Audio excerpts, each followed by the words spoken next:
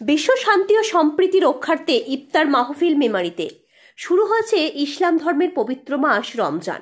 রমজান মাসে ইসলাম ধর্মাবলম্বী মানুষেরা পরম করুণাময় স্রষ্টা আল্লাহর ইবাদত করে রোজা রাখেন।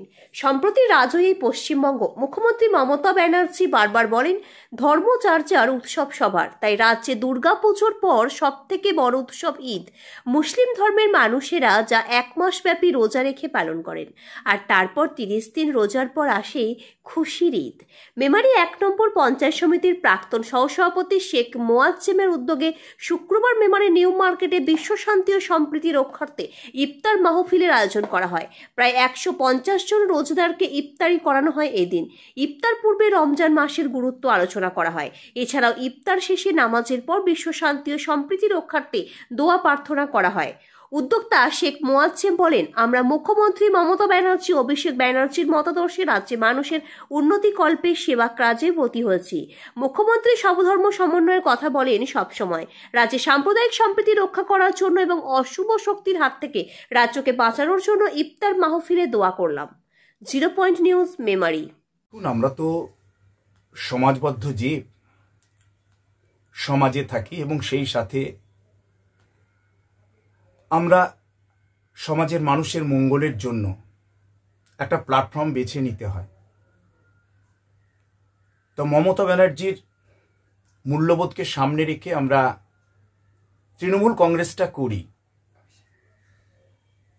যে সর্বধর্মকে যেভাবে তৃণমূল কংগ্রেস সম্মান করে, আমাদের নেত্রী মাননীয়া মমতা বন্দ্যোপাধ্যায় সেই বার্তায় আমাদের সকলকে দিয়েছেন এবং আমাদের সেনাপতি অভিষেক বন্দ্যোপাধ্যায়ও সেই কথা বলছেন।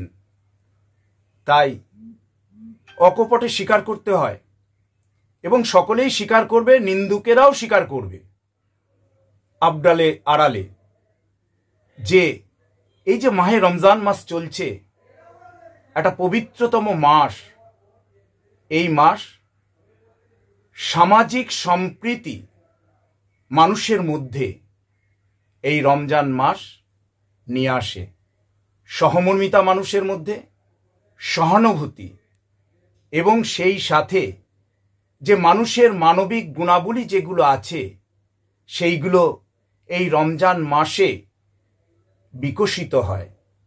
কেননা সারা দিন রোজা রাখার পর যে সকল শয়তানেরা আছে তারা কিন্তু বিরাজ করতে পারে না মানুষের দেহে এবং মনে, রোজা তাদের আটকে দেয়।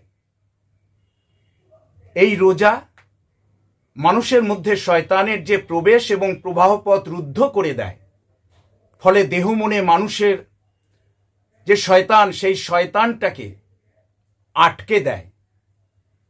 সর্বোপরি বলা যায় এই মাহে রমজান হলো আল্লাহর সন্তুষ্টি লাভ করা এবং আল্লাহর সান্নিধ্য লাভ করা।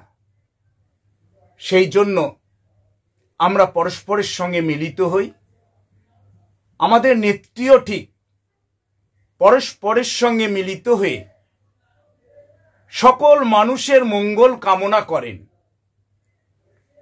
সকল মানুষের যাতে আগামী দিনে সুখ শান্তিতে থাকতে পারে, সন্তান সন্ততি পরিবার নিয়ে, আমাদের নেত্রী বাংলার মুখ্যমন্ত্রী মাননীয়া মমতা বন্দ্যোপাধ্যায় সর্বধর্মের প্রতি, সম্প্রীতির প্রতি, ভালোবাসার প্রতি, তাই সকলকে নিয়ে চলার উনি আমাদের নির্দেশ দেন, পরামর্শ দেন।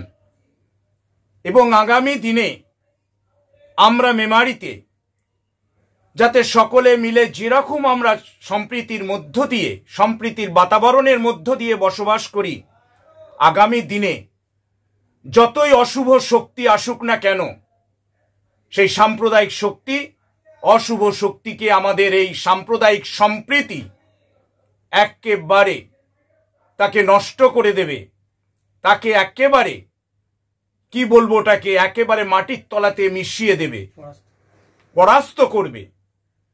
এই কথা কটা বলে আমি সকলকে পুনরায় আবার মাহে রমজানের পবিত্র রমজানের মোবারক জানাই এবং সেই সাথে বলি সকল মানুষ ভালো থাকুক, সুস্থ থাকুক, দীর্ঘজীবী হক। পরম করুণাময় মহান আল্লাহ তাআলার কাছে আমাদের এই প্রার্থনা, এই দোয়া।